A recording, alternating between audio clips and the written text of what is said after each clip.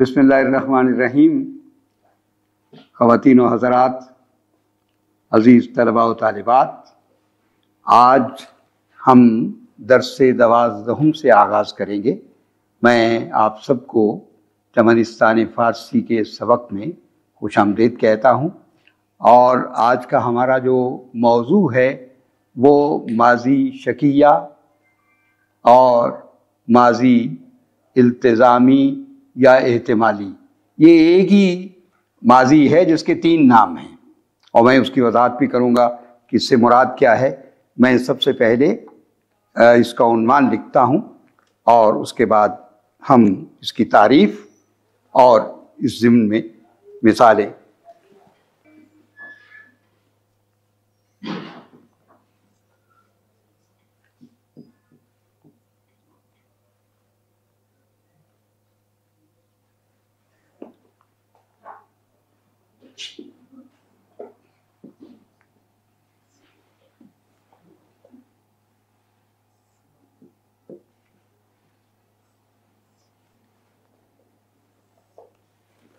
ये एक ही माज़ी के तीन नाम हैं,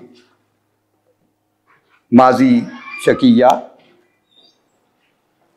माज़ी एहतिमाली और माज़ी इल्तिज़ामी।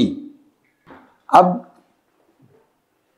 माज़ी के नाम से तो आपको मालूम ही है कि एक ऐसा फ़ेल है जिसका लुज़ूम माज़ी में है, जो माज़ी में हो रहा है, लेकिन साथ शकिया भी आ गया, और शकिया के लफ्ज़ से ज़ाहिर है कि इसमें एक शक है। और शक क्या है उसकी वज़ाहत तब होगी जब मैं इसकी तारीफ़ आपको लिखाऊंगा। आप ज़रा नोट कर लीजिए, ये तारीफ़, ये जो तारीफ़ यहाँ इस किताब में लिखी हुई है अगरचे दुरुस्त है लेकिन नामुकम्मल है। मैं आपको वो तारीफ़ लिखाऊंगा जो मुकम्मल तारीफ़ है इसकी। नोट कर लीजिए आप। वो फ़ेल है जिससे गुज़रे हुए ज़माने में लुज़ूम, लाम ज़े वाओ मीम, लुज़ूम, शको तरदीद या तमन्ना या आरज़ू, या तमन्ना या आरज़ू के साथ किसी काम का अंजाम पाना ज़ाहिर हो। अब आप देखिए, इसमें मैंने लुज़ूम का इजाफा किया और तमन्ना और आरज़ू का इजाफा किया। अब बुनियादी तौर पे शक और तरदीद, जैसा कि शकिया के नाम से ज़ाहिर है, लेकिन शक की और तरदीद के साथ साथ दो और सूरतें भी हो सकती हैं इसमें, जिसकी तरफ मैं आगे चल के आपको निशानदही करूंगा और बताऊंगा कि लुज़ूम क्या है और लुज़ूम के ज़िम्न में मसलन कौन सा जुमला हो सकता है, या तमन्ना या आरज़ू के ज़िम्न में कौन सा जुमला हो सकता है, जो हो तो माज़ी शकिया ही, लेकिन चूँकि इसका एक नाम माज़ी इल्तिज़ामी भी है, लिहाजा इल्तिज़ाम उसी लुज़ूम के सिलसिले में है। पहले तो हम लुज़ूम को ही ले लेते हैं, गर्दान हम बाद में करेंगे और कुछ मिसालें देंगे इसकी, और फिर मज़ीद मिसालें आगे चल के देते हैं हम। मसलन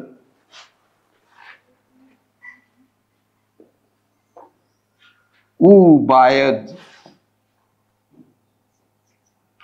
रफ्ता बाशद,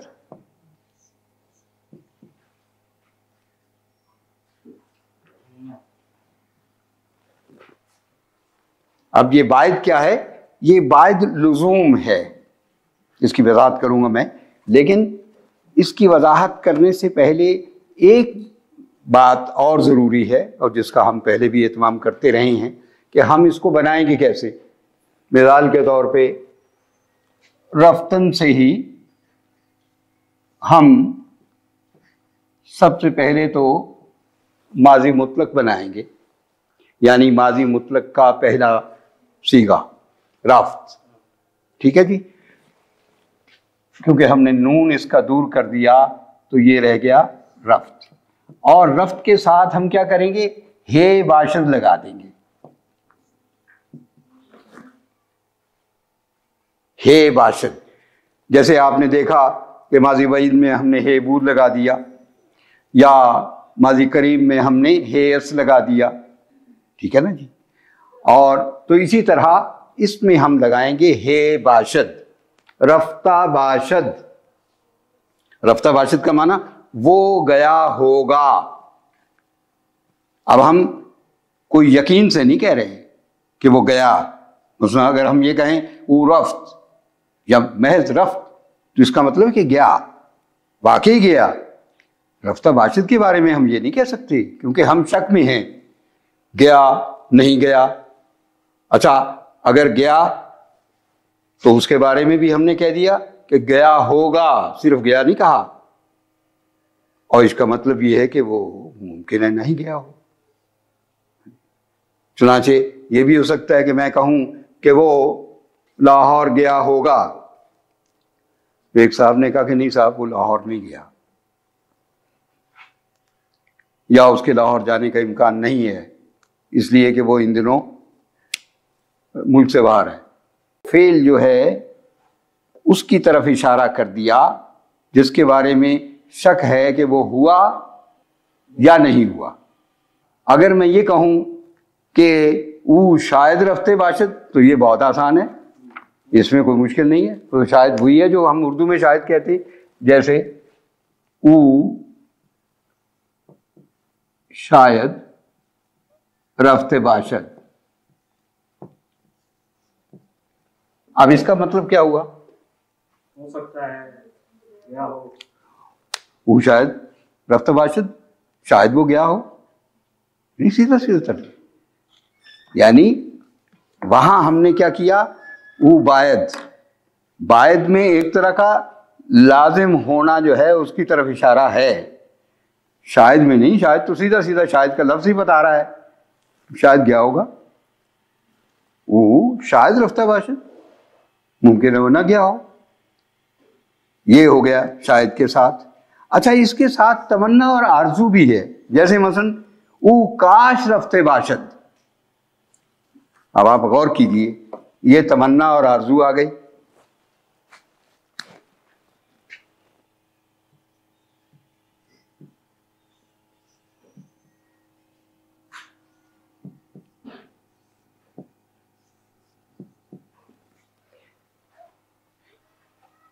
جیسے ہم کہیں کہ کاش وہ چلا جاتا، اس کے قریب قریب ہے، لیکن یہ آئے گا ماضی شکیہ ہی کے تحت.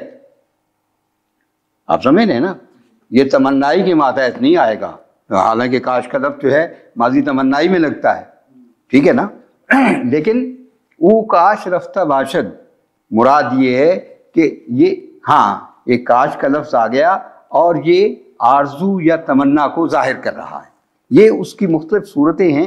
اب ان کو پیش نظر رکھیں تو آپ کو اندازہ ہوگا کہ جو تعریف میں نے آپ کو لکھوائی ہے وہ زیادہ جامع ہے بنسبت اس تعریف کے جس میں صرف شک اور تردید کا ذکر ہو.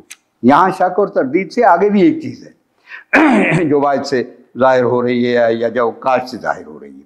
اچھا یہ تو خیر اس کی بالکل ابتدائی مثالیں ہو گئیں. اس کے بعد ہم آتے ہیں گردان کی طرف. اب گردان میں آپ کو یہ بات معلوم ہے کہ علامات صیغہ کون سی ہیں، اور آپ نے اسی طرح ہے باشد ساتھ لگاتے جانا ہے تو پوری گردان آپ کر لیں گے. یعنی اس میں 6 کے 6 صیغے، واحد غائب جمع غائب، واحد حاضر جمع حاضر، واحد متکلم اور جمع متکلم حاصل ہو جائیں گے. جیسے مثلا رفت کے ساتھ رفتہ باشد آ گیا، یہ گویا واحد غائب ہے. رفتہ باشد، اگلا کیا ہوگا؟ رفتہ باشن، آگے رفتہ باشی، آگے رفتہ باشید، آگے رفتہ باشم، اور اس کے بعد رفتہ باشی. وہ گیا ہوگا، وہ گئے ہوں گے، تو گیا ہوگا، تم گئے ہوں گے یا آپ گئے ہوں گے، میں گیا ہوں گا، ہم گئے ہوں گے. اب آپ دیکھ رہے ہیں اس میں وہ شک والا جو ایک سلسلہ ہے وہ پہلے سے آخر تک موجود ہے، پہلے سیگے سے لے کے آخر تک موجود ہے۔ اگر ہم صرف کہیں گے تو آخر کہیں گے پورا رفتہ باشد، لیکن اگر نون آ جائے گا یا تمنا آ جائے گا، ہاں تو اس میں باعث کا لفظ آئے گا نہیں، شاید میں نہیں، شاید تو وہ شاید رفتہ باشد، وہ شاید تو سیدھا سیدھا شک ہے، اس میں کوئی یا شک ہے یا اس کی تردید ہو جائے گی، ٹھیک ہے نا؟ ہاں، باعث اور کاش اگر آئیں گے تو وہ لزوم اور تمنا کو ظاہر کریں گے، لیکن اس کے علاوہ باقی بالکل اسی طرح ہے۔ ہاں، وہ اس میں کوئی مشکل نہیں ہے۔ مثلا یہاں انہوں نے لکھا ہے او آمدہ باشد، وہ آیا ہوگا، اور جمع کیا ہوگی؟ او کی جمع کیا ہے؟ ایشان آمد باشند۔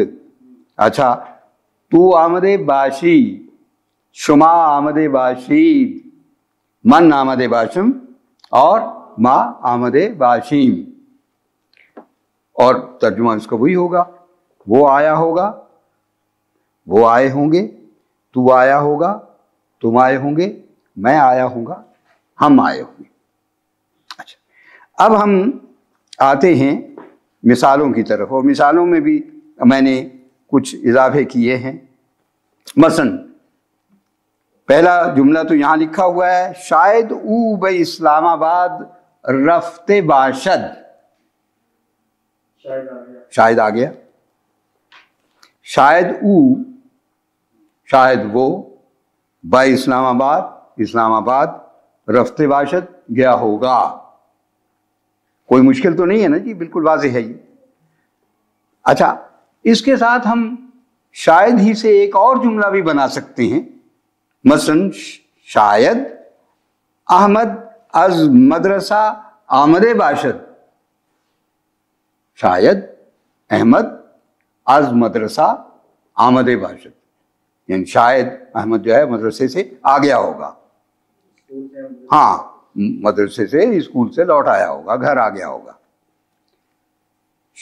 یہ لکھ لیے، یہ بھی، یہ جملے جو موجود ہیں ان کو تو لکھنے کی ضرورت نہیں ہے، جو میں نے اس میں اضافہ کیے ہیں وہ لازماً آپ لکھتے جائیں، کیونکہ ان سے بھی آپ سے اس سلسلے میں سوال کیا جا سکتا ہے۔ اچھا، ایک جملہ مثلا یہ ہے، تا کنوں، یہ میں لکھ دیتا ہوں کیونکہ ذرا مشکل جملہ ہے۔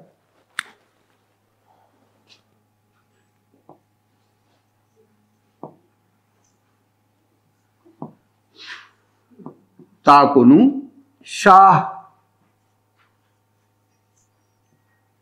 تبعید شدہ باشد،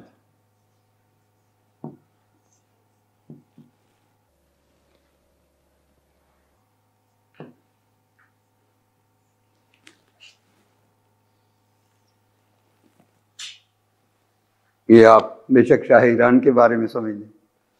تا کنوں کا معنی کیا ہے؟ اب تک۔ یہ تا کنوں وہی ہے جس کو ہم تا اکنوں بھی کہتے ہیں۔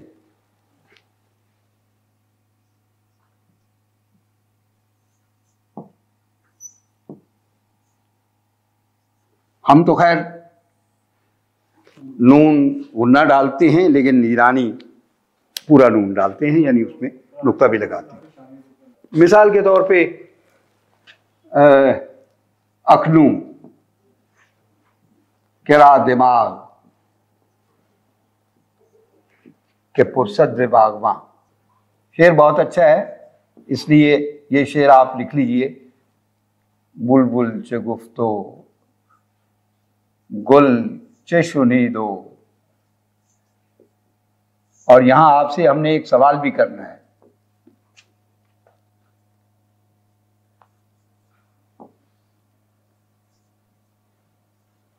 مثال کے طور پہ یہ ایک جملہ ہے، یہ ایک جملہ ہے، اپنی جگہ پورا جملہ ہے تو مصرے کے 3 ٹکڑے لیکن جملہ بھی ہے۔ مثلا میں آپ سے پوچھوں بلبل چه گفت، بلبل نے کیا کہا؟ کون سا ہے بھائی؟ ماضی مطلق ہے، بلبل چه گفت، اور گل چه شنید،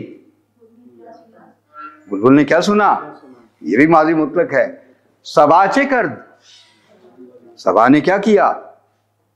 اکنوں کرا دماغ کے پرصدر باغباں، مجھے اب اس بات کا ہوش کہاں ہے کہ میں باغبان سے پوچھوں کہ بلبل نے کیا کہا اور گل نے کیا سنا اور صبا نے کیا کیا. تو ہاں بہت اچھے شعروں میں ہے اور غالباً حافظ کا شعر ہے لگتا ہے مجھے، گو کہ میں اس وقت بہت یقین سے نہیں کہہ سکتا.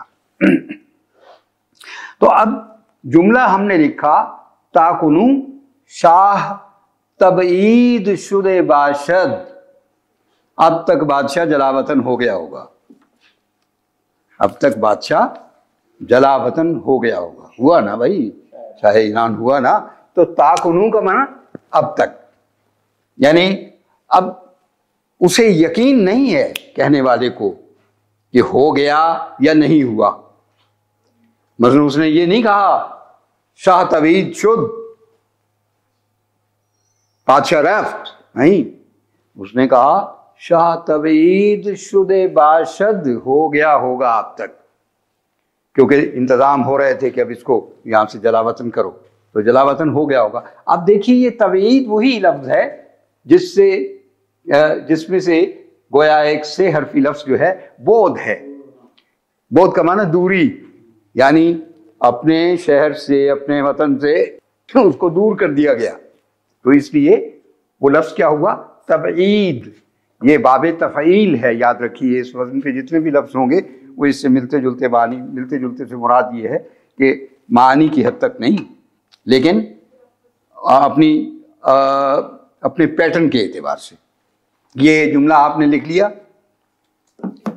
تا اکنوں شاہ تبعید شدہ باشد، اب تک بادشاہ جو ہے وہ جلا وطن ہو گیا ہوگا.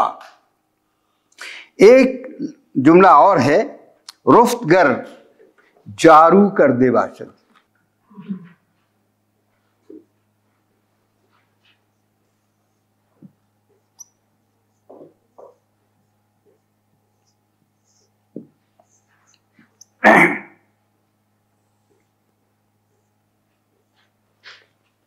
یہ جارو کیا ہے؟ جھاڑو. جھاڑو دینے والے نے جھاڑو دیا. ہاں جاروب کش، جاروب، جارو تو اصل میں جھاڑو ہے سیدھا سیدھا. رفتگر کیا ہے؟ صفائی کرنے والا. رفتن کا معنی جھاڑو دینا. اور ہاں خاک روب نہیں سنا آپ نے؟ تو کہاں کیسے بنا خاک روب؟ اب مثلا آپ یہ دیکھیے رفتن سے یہ جھاڑو دینے والا خاک روب کیسے بن گیا بھائی؟ بتائیے جی، آپ بتائیے. رفتن کا، رفتن جھاڑو دینا، روبد مزارے. تو روبد کا دال دور کر دیا اور پہلے آپ نے وہ لگا دیا، اس کا سابقہ لگا دیا، تو خاک روب بن گیا. امر ہو گیا جی نہیں، فعل امر نہیں، فاعل ہے بھائی سیدھا سیدھا. خاک روب، خاک جھاڑو دینے والا، ٹھیک ہے نا جی. تو اب یہ بنا کس سے؟ رفتن سے. اب دیکھ لیجئے اس پہ اگر آپ زبر لگا دیں گے تو اس کا اور معنی ہے، پیش لگا دیں گے تو اور معنی ہے اس کا. ہاں اچھا، سو یہ اس کی صورت ہوگی. رفتگر جارو کردے باشد، خاک روب نے، رفتگر صفائی کرنے والے نے، جھاڑو دینے والے نے جھاڑو دے دیا ہوگا. اچھا اب دیکھیے وہ ایک لفظ پھر آ گیا جسے ہم نے لزوم کہا تھا، جو باید کے حوالے سے ہے. شما باید نسخہ طبی داشتے باشید.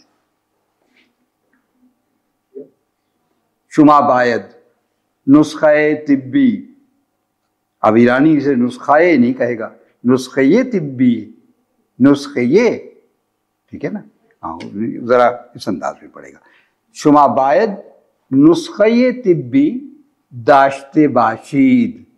شما باید یعنی یو آر سپوز ٹو، جسے ہم انگریزی میں کہیں گے تو ہم کہیں گے کہ you are supposed to have medical prescription. ہاں ठीक है ना, सपोज टू। सपोज टू में एक बात ये भी है, ये बायद के करीब है कि तुम्हें चाहिए, तुम जाहिर है मतलब करते हो, तुम हकीम हो फर्ज कर लीजिए, तुम्हें चाहिए कि तुम्हारे पास इस तरह का नुस्खा होगा, हम ख्याल करते हैं कि होगा, ठीक है ना। यानी अब आप देख रहे हैं, होगा कह के शक का इजहार भी कर दिया, लेकिन बायद कह के लुजूम भी पैदा कर दिया उसमें, ठीक है ना जी। उम्मीदवारम मन इन किताब रा ख्वांदे बाशम। उम्मीदवारम, मैं उम्मीदवार हूं, मुझे उम्मीद है, या जैसे हम कहें कि उम्मीदवारम के वो इनकार कर दे बाशद, या मन उम्मीदवारम के ईशुन इनकार कर दे बाशन, मुझे उम्मीद है कि इन लोगों ने ये काम कर दिया होगा। उम्मीदवारम, आई होप, मुझे उम्मीद है। मन इन किताब रा खांदे बाशम, अब असल में मतलब इसका ये है कि मुझे, जैसे हम कहें भाई बड़ी उम्मीद है कि ये इंशाल्लाह मैं किताब ख़त्म कर लूँगा, पढ़ लूँगा। कोई कहे कि नहीं साहब ये तो बहुत 650 सफ़हात की किताब है, तो एक हफ़्ते के लिए मैंने आपको दी है, तो आप क्या करेंगे, एक हफ़्ते बाद ये किताब तो मुझे लाजमन आपने लौटानी है। तो वो क्या कहे उसके जवाब में, उम्मीदवारम कि मन इन किताब रा खांदे बाशम, यानी वो जो एक मुतय्यना मुद्दत है उसमें मैं ये किताब पढ़ लूँगा।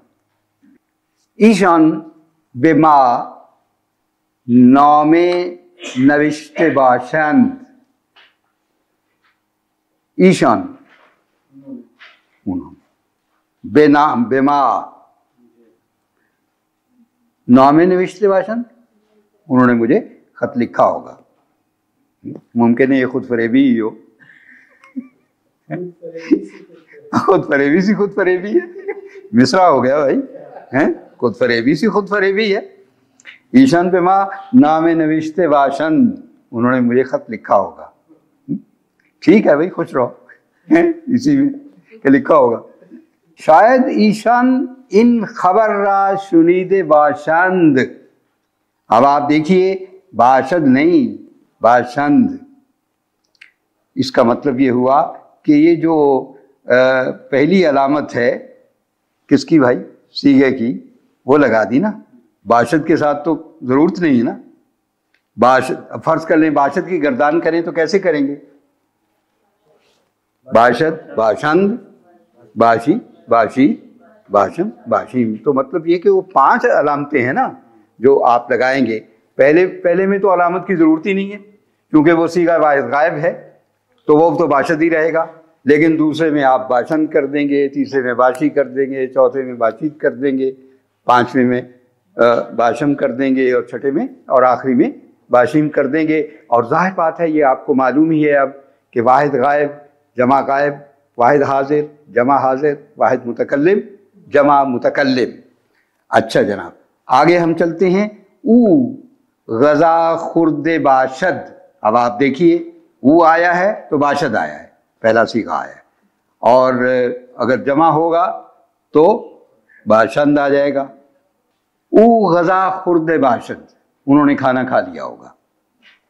गजा जो है, हाँ मसलन हम उर्दू में गजा नहीं कहते, वैसे तो हम गजा का लफ्ज़ इस्तेमाल करते हैं, लेकिन ज़रा इससे मुख्तलिफ। यहाँ गजा फारसी में जब कहा जाएगा, मसलन गजा आमादा अस्त, तो इसका मतलब ये खाना तैयार है, आमादा अस्त।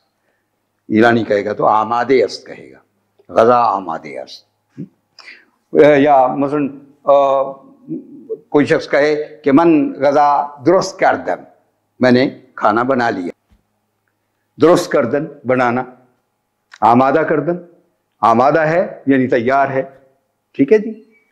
तू बेमन, इसे तौबा ना पढ़ लीजिएगा, तू बेमन या तू बेमन गुफ्ते बाशी, आपने अगर इज्जत के साथ कहें तो तू को हम कह सकते हैं आप, या तूने मुझसे ये बात की होगी, तू बेमन गुफ्ते बाशी, तूने मुझसे कहा होगा। तू बेमन गुफ्ते बाशी, तूने मुझसे कहा होगा। शुमा दस्तो सूरत तंजा शुस्ते बाशीद, अब आप गौर करें कि ये सूरत का लफ्ज़ जो है ये अरबी का लफ्ज़ है, اچھا اب آپ دیکھیے وہ کیا ہے، غالب کا ایک دو شعر ہیں بلکہ، کہ غافل ان محتلاتوں کے واسطے چاہنے والا بھی اچھا چاہیے، چاہتے ہیں خوب رویوں کو اسد، آپ کی صورت تو دیکھا چاہیے۔ ہاں دیکھیے ایک کیسی اچھی شرط لگا دی، تاکہ ایٹ پار بھی تو ہو معاملہ، ایٹ پار نہ ہو تو کتنی عجیب و غریب بات ہے۔ تو اب غافل ان محتلاتوں کے، شرط کیا لگا دی؟ اگر کوئی شخص محتلت ہے، چاند جیسا اس کا چہرہ ہے، تو اس کے لیے کیا ہے؟ چاہنے والا بھی اچھا چاہیے، اور چاہتے ہیں خوب رویوں کو اسد، آپ کی صورت تو دیکھا چاہیے۔ ہاں جی، تو جیسے وہ ان کا حفیظ جالندھری کا بھی اس طرح کا شعر ہے کہ پری روحوں کی زبان سے کلام سن کے میرا بہت سے لوگ میری شکل دیکھنے آئے، بہت سے لوگ میری شکل دیکھنے آئے۔ اچھا خیر جناب، تو شما دستو صورت تان را شست باشید، آپ نے اپنے ہاتھ اور اپنی صورت کو دھو لیا ہوگا۔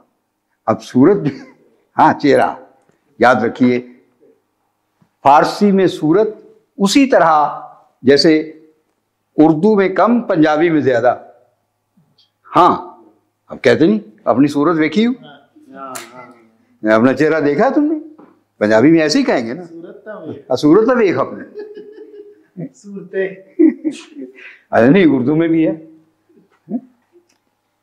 تو خاک میں کیا صورتیں ہوں گی کہ پنہا ہو گئی، تو صورت سے مراد بظاہر تو چہرہ ہی ہے نا، نہیں وہ صورت ایک اور معنی میں ہے، کوئی صورت نظر نہیں آتی، کوئی امید بر نہیں آتی، وغیرہ وغیرہ۔ تو شما دستو صورت تان، اب دیکھیے تے تان بتایا تھا نا، میم مان، شین شان، شاباش، شین واحد ہے، شان جمع ہے، ٹھیک ہے جی۔ اسی طرح تے واحد ہے، تان جمع ہے۔ آپ دیکھیے نا اس نے کیا کہا، شما، شما سے مراد کئی لوگ ہو سکتے ہیں نا، ورنہ صورت تان تو نہ کہا جاتا، شین شان، تے تان، میم مان، ٹھیک ہے نا، میم میری، مان ہماری۔ تو شما دستو صورت تان را شستے باشی، اب شستن کیا ہے؟ دھونا، شست و شو جسے ہم کہتے ہیں۔ اچھا اب اس میں کوئی مشکل نہیں ہے۔ او خونے را تمیز کرتے باشد، ایرانی لہجے میں، اس نے اپنے گھر کو صاف کر لیا ہوگا۔ تمیز کردن، اب دیکھیے تمیز ہم اور معنوں میں کہتے ہیں، اگرچہ مانوی سطح پہ تو ایک ہی بات ہے، لیکن تمیز کردن کا معنی صاف کرنا۔ جیسے آپ نے بالکل ابتدائی جملوں میں پڑھا تھا کہ وہ بشکابرا تمیز کرد، اس نے پلیٹ کو صاف کر دیا، تمیز کردن کا معنی صاف کرنا۔ استاد بما یاد دادے باشد، اچھا اس میں اگر آپ چاہیں تو درس بھی آپ لکھ سکتے ہیں، سکھانے کے معنوں میں نا، یاد دادن کا معنی یاد دینا، بظاہر تو لفظی مطلب ہے یاد دینا، لیکن یاد دینا کیا ہوا؟ سکھانا۔ مثلا استاد بما درس یاد دادے باشد، استاد نے ہمیں سبق یاد کرایا ہوگا، سکھایا ہوگا، پڑھایا ہوگا۔ لیکن درس نہ بھی ہو تو جملہ اپنی جگہ مکمل ہے۔ استاد بما یاد دادے باشد، استاد نے کوئی بات جو پہلے کہی تھی، ہاں وہ بظاہر تو اس کا مطلب یہی ہے یاد کرائی ہوگی، لیکن سکھانے کے معنوں میں بھی آتا ہے۔ یاد دادن یہاں سکھانے کے معنوں میں بھی ہے، استاد نے ہمیں سکھایا ہوگا۔ کوئی بات۔ ماں، اب ایرانی کہے گا ماں خوندے، ہم کہیں گے خواندہ، ٹھیک ہے۔ خواندگی کیا ہے جناب؟ خواندگی کا تناسب کیا ہے پاکستان میں؟ تو خواندگی کا لفظ استعمال ہوگا، لیکن ایرانی کہے گا تو ما خوندے و یاد گرفتی باشیم، ہم نے پڑھا اور یاد کر لیا ہوگا۔ ما خواندہ یعنی پڑھ لیا، و یاد گرفت. یاد گرفتن کا معنی تو آپ کو معلوم ہی ہے، یاد کرنا. او در دفتر نوشتے باشد، انہوں نے اپنی نوٹ بک میں لکھ لیا ہوگا. نوشتن لکھنا. اچھا ایک میں نے لفظ اور بھی بتایا تھا، نوشتن. ذرا بتائیے نوشتن کا کیا مطلب ہے؟ یہ میں نے آپ کو نوشتن کے ساتھ اسی دن جس دن میں جی نہیں، وہ تو نوشتن ہی ہوا نا. نوشتن تو میں کہہ ہی نہیں رہا، میں تو اب ایک دوسرا لفظ بول رہا ہوں، ایک دوسرا مصدر بول رہا ہوں. نوشتن. نوشتن کا معنی لپیٹ دینا، اسی لیے اس کے ساتھ میں نے نوردیدن کا ایک لفظ بھی بتایا تھا، وہ یاد رکھا کریں یہ چیزیں. یہ ہے نوشتن. اور نوشتن، نوشتن کا معنی لکھنا.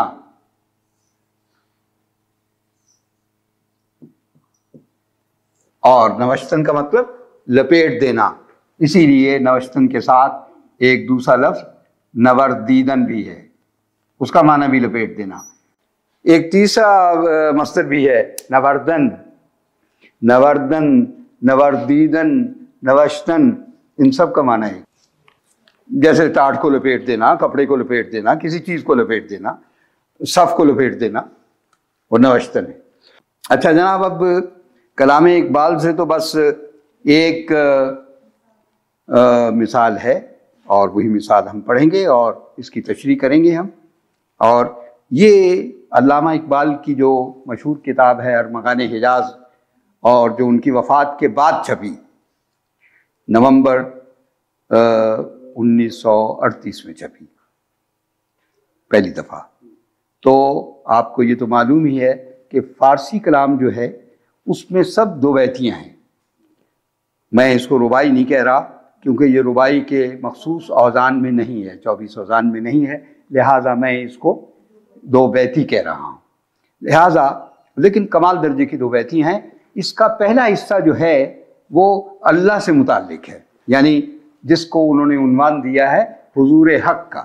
یہ جو دو بیتی ہے یہ حضور حق کے تحت بہت سی لکھی ہے، ان میں ایک یہ بھی ہے حضور حق، یعنی اللہ کی خدمت میں، اللہ کے حضور.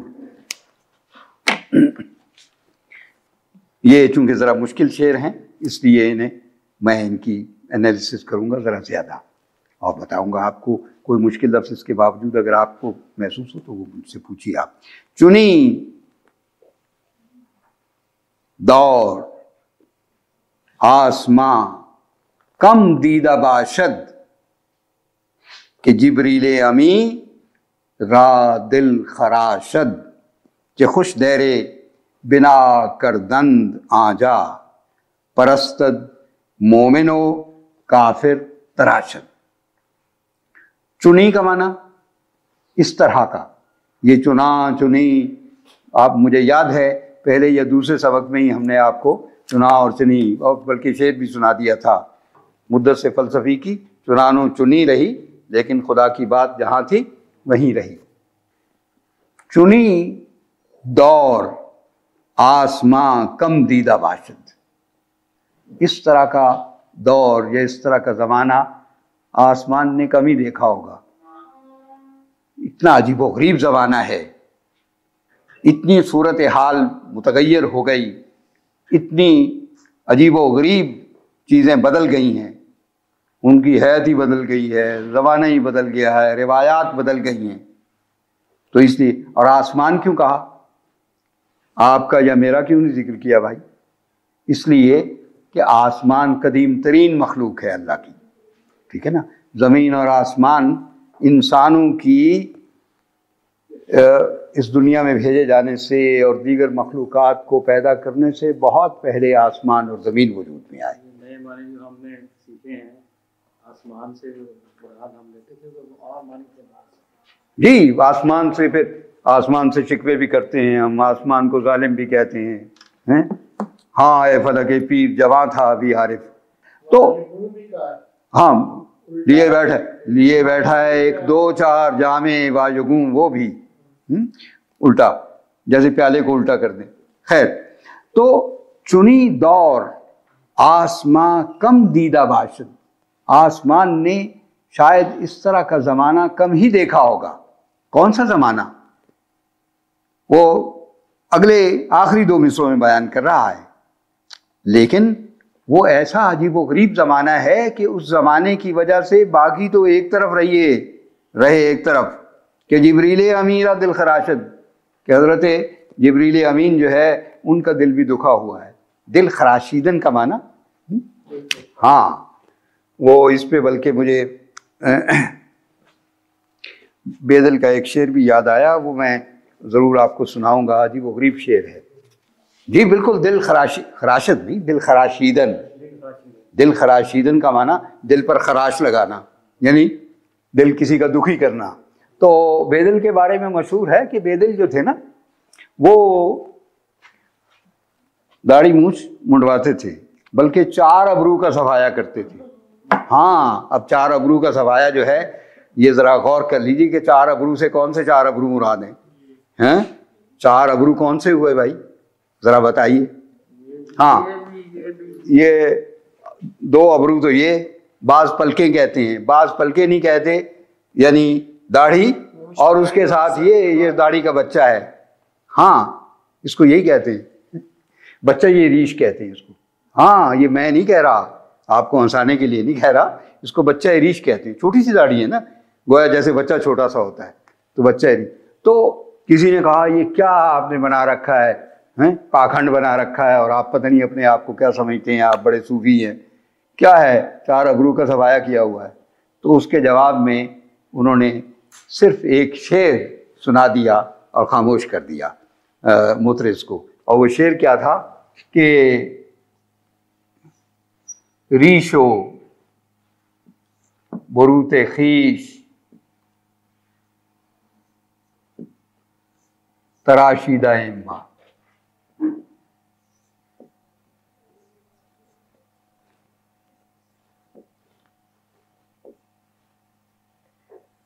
یہ تراشیدہ ایم ذرا بتائیے جناب، آپ کا امتحان بھی تو ساتھ ساتھ لیتا جا رہا ہوں نا میں. تراشیدہ ایم کون سا فعل ہے؟ جی نہیں، بعید کیسے ہو سکتا ہے؟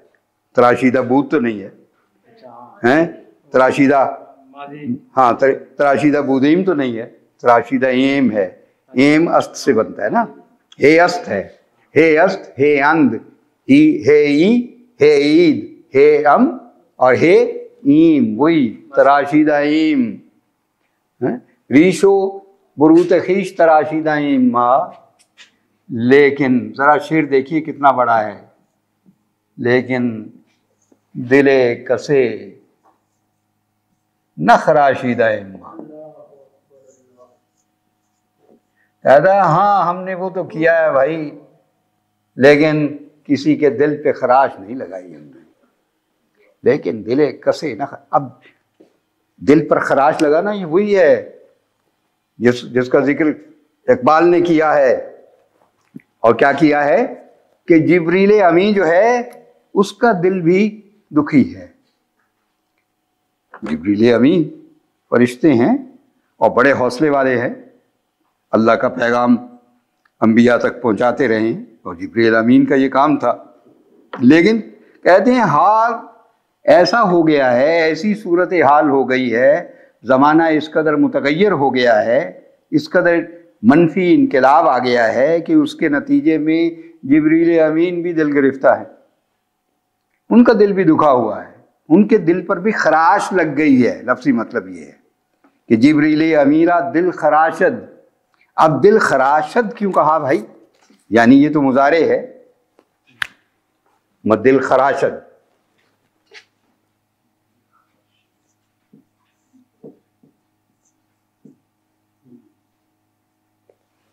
مثلا ہونا کیا چاہیے تھا؟ دل می خراشد، دل می رود، جیسے حافظ نے کہا دل می رود دستم صاحب دلاں خدا رہا. دل میرے ہاتھ سے نکلا جا رہا ہے، دل می رود، دل جا رہا ہے، یہ دستم میرے ہاتھ سے، میرا دل میرے ہاتھ سے جا رہا ہے۔ تو می تو آیا نہیں یہاں۔ یاد رکھیے یہ مضارع تو آپ نے بہت سے یاد کیے ہیں نا، مصدر یاد کیا تو مضارع بھی تو یاد کیا ہے نا، مثلا آمدن آنا، آمد آید مضارع، رفتن جانا رود مضارع وغیرہ وغیرہ، اور رفتن جھاڑو دینا روبد مضارع۔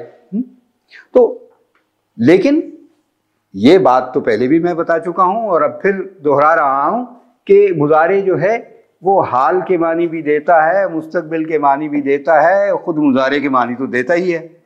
لہذا اب دل خراشد یعنی دل می خراشد، لیکن می نہیں لگایا اس لیے کہ مکمل معنی خراشت دے رہا ہے، می لگانے کی ضرورت کوئی نہیں ہے۔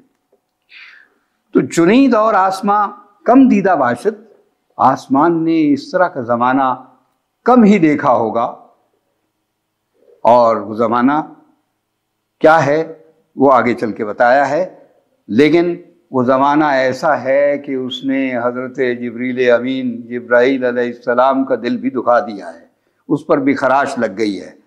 تو وہ حالت ایسی دگرگوں کیوں ہے اور اتنی اندوہناک کیوں ہے، اس اندوہناکی کا ذکر آخری دو مصروں میں کیا ہے۔ چہ خوش دیر بنا کردند آجا، یہ لوگوں نے کس قسم کا بت خانہ بنا دیا ہے اس جگہ یا اس جگہ، یعنی اس دنیا میں ایک عجیب و غریب قسم کا بت کدہ بنا دیا ہے۔ وہ بت کدہ کیا ہے؟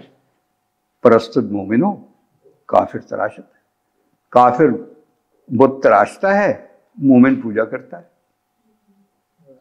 اب آپ بتائیے کتنی المناک صورتحال ہے کہ وہ مومن جو توحید کا علم بردار تھا اور جس کو یہ معلوم ہے اللہ کی احدیت، اس کا ایک ہونا، اب اس کا المیہ کیا ہو گیا کہ کافر جو ہے وہ بت گھڑتا ہے، بت بناتا ہے، اور مومن کیا کرتا ہے؟ مومن اس کی پوجا کرتا ہے۔ کیا نہیں ہو رہی پوجا؟ بت کی پوجا نہیں ہو رہی۔ کون کون سے بت ہیں؟